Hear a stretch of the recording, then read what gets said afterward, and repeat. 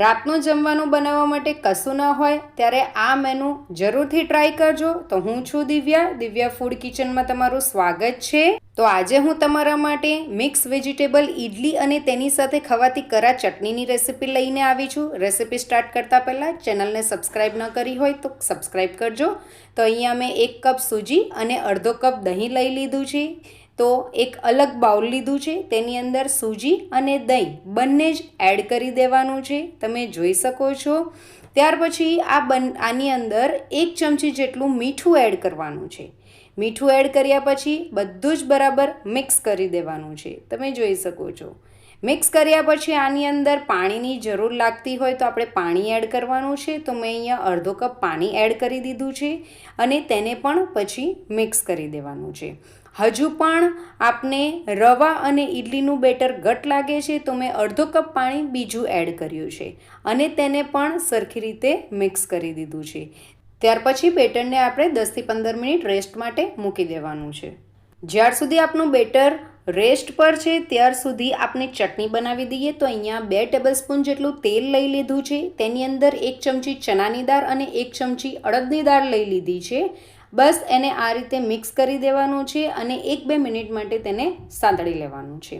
ત્યાર પછી અહીંયા મેં રફલી ચોપ કરેલા કાંદા લઈ લીધા છે અને રફલી ચોપ કરેલો 2 ટામેટો લઈ લીધું છે, તમે જોઈ શકો છો. અને તેને પણ આ જ રીતે મિક્સ કરી દેવાનું છે. ત્યાર પછી તેની અંદર સૂકા લાલ મરચાં 3 લીધા છે, 4 થી 5 લસણની કળીઓ અને આમલી લીધી છે, તમે જોઈ શકો છો. અને આ બધાને હવે આપણે મિક્સ કરી દેવાનું છે. મિક્સ કર્યા પછી તેની અંદર અડધી ચમચી જેટલું મીઠું એડ કર્યું છે અને તેને પણ મિક્સ કરી દેવાનું છે.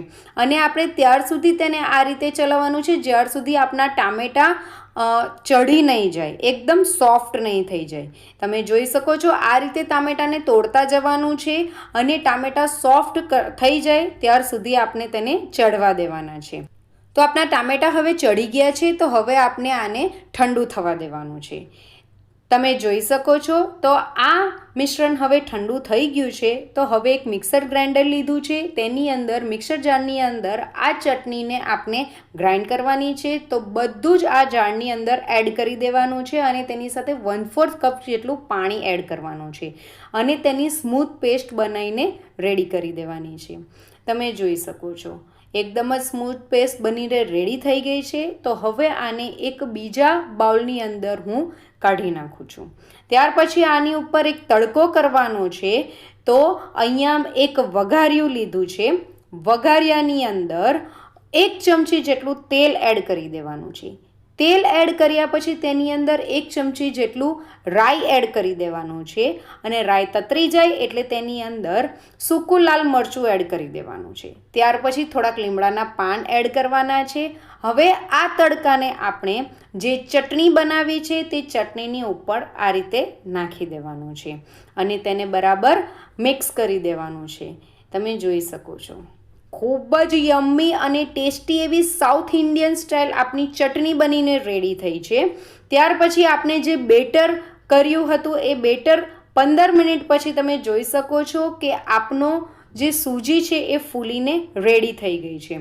તો ત્યાર પછી અહીંયા મેં થોડાક ચોપ કરેલા વેજીસ લઈ લીધા છે, શાકભાજી લઈ લીધા છે, તો એને આપણે તેની અંદર એડ કરી દેવાના છે.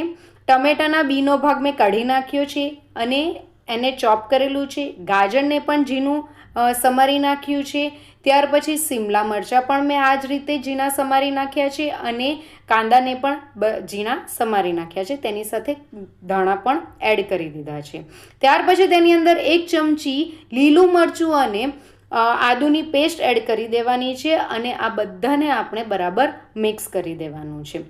વેજીટેબલ્સ તમે તમારા ટેસ્ટ પ્રમાણે વધુ કે ઓછું નાખી શકો છો. ત્યાર પછી તેની અંદર આપણે એક તડકો કરવાનો છે. તો અહીંયા એક વઘારિયાની અંદર 1 ચમચી જેટલું તેલ એડ કરી દીધું છે અને ત્યાર પછી તેલ ગરમ થાય એટલે 1 ચમચી રાઈ એડ કરી દીધી છે અને રાઈ તતરી જાય એટલે તેની અંદર લીમડાના પાન એડ કરી દીધા છે.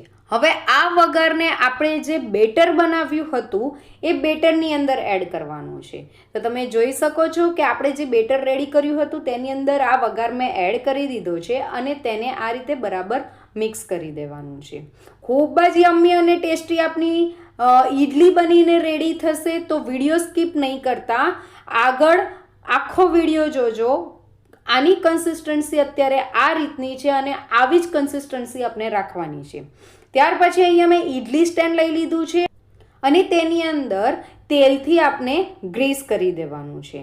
અને ત્યાર પછી અહીંયા મેં એક ઈનો ફ્રૂટ સોલ્ટ લીધો છે, તે મેં એની અંદર એડ કરી દીધો છે. અને ઈનોને એક્ટિવેટ કરવા માટે એની ઉપર હું થોડુંક પાણી એડ કરું છું અને તેને પણ બરાબર મિક્સ કરી દઉં છું. ઈનો એડ કરવાથી આપણું બેટર જેવું આપણે મિક્સ કરશું ઈનો તો ખૂબ જ ફૂલી જશે અને આપની ઈડલી એકદમ ફ્લફી એવી બનીને રેડી થશે. બધી જ રીતે આપણે બરાબર મિક્સ કરી દેવાનું છે. વિડીયો જરીક પણ સ્કીપ નહીં કરતા. તો તમે જોઈ શકો છો આપનું બેટર હવે રેડી થઈ ગયું છે. તો જે ઈડલી સ્ટેન્ડને આપણે ગ્રીસ કરીને રેડી કરી હતી તેની અંદર હવે આ રીતે આપણે બેટર નાખી દેવાનું છે, જેથી આપણી ઈડલી એકદમ સુપર સોફ્ટ અને ફ્લફી બનીને રેડી થાય. તો ઈડલી સ્ટેન્ડની અંદર તેલ નાખવાથી આપણું જે બેટર છે એ નીચે ચોંટશે નહીં, તેથી ઈડલી સ્ટેન્ડને જરૂરથી ગ્રીસ કરવું. ત્યાર પછી આ બેટરને સ્ટીમરને મેં મૂકી દીધું હતું ગરમ કરવા માટે, તો તેની અંદર એડ કરી દેવાનું છે 15 મિનિટ સુધી હાઈ ફ્લેમ પર. તમે જોઈ શકો છો. ત્યાર પછી 15 મિનિટ પછી સ્ટીમરમાંથી હું ઈડલીને તમને જોઈને બતાવું છું. આપણું આ રીતે ચપ્પુ નાખીએ છીએ તો પણ એકદમ ક્લીન આવે છે, તેનો મતલબ કે આપણી ઈડલી હવે બનીને રેડી થઈ ગઈ છે. તેથી હું ઈડલીને હવે કાઢી લઉં છું. તો તમે જોઈ શકો છો કે સુપર સોફ્ટ એવી ફ્લફી આપણી ઈડલી બનીને રેડી થઈ છે. તો હું તમને એક ઈડલી તોડીને બતાવું છું. પાછળ એકદમ જ તમે જોઈ શકો છો કે કેટલી સુપર સોફ્ટ અને મોઢામાં મૂકતા જ ઓગળી જાય એવી આપણી ઈડલી બનીને રેડી થઈ છે.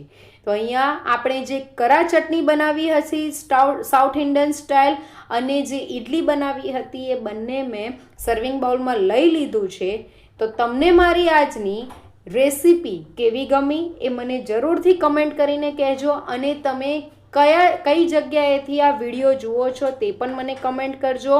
તો તમને મારી આજની રેસીપી ગમી હોય તો મારી રેસીપીને લાઈક કરજો અને શેર કરજો. Thank you for watching. By.